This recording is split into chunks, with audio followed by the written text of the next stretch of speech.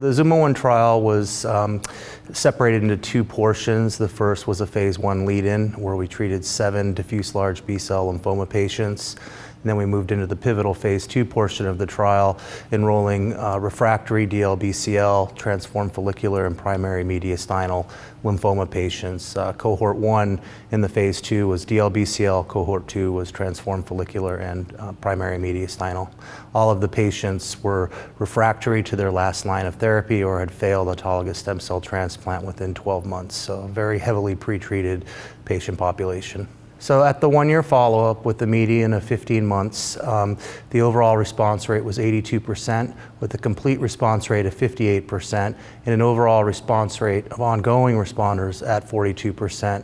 The key toxicities of interest were neurologic toxicity, with 31% of the patients experiencing a grade 3 plus neurologic event, and also 12% of the patients had grade 3 cytokine release syndrome. These are patients that essentially have no other option, and so to see such incredibly exciting response rates to begin with, and then also we're starting to see durability of response at the 1 year, starts to indicate that the therapy itself is providing a durable benefit to folks that would have roughly 6 months to live if you look at the historical data in the same patient population. So truly remarkable clinical efficacy.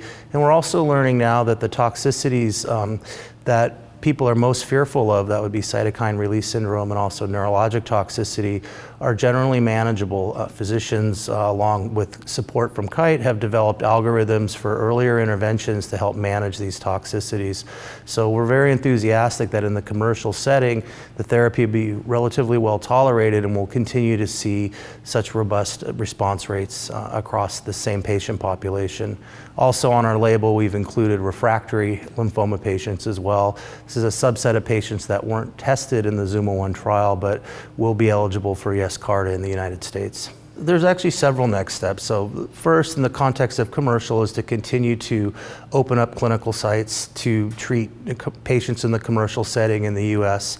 We're also now approved in Europe, and so we want to start to think about being successful in our European expansion.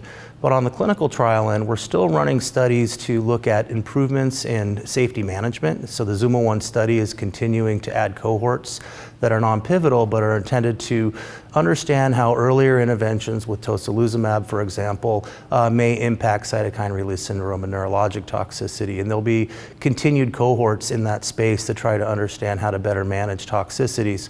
We're also going to be opening up trials with combinations to try to improve the efficacy. So one of the goals of Gilead is a cure, and they have a good track record of that with their HCV therapies. And we're being pushed, and it's our mission to try to improve those response rates to go from 82% overall response to 100 and really boost the ongoing response rates to a higher percentage than they currently are. So stay tuned, those trials will be forthcoming later this year and into early next.